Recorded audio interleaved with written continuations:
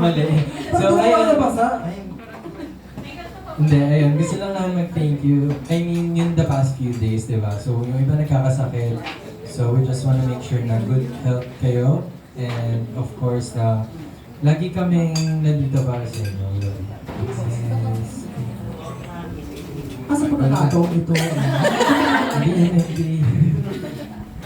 Dear child. Ang galing. Pero ayun guys, maraming salamat sa lahat ng pumunta at sa mga patuloy na sumusuporta. Lagi nag-effort para sa vision.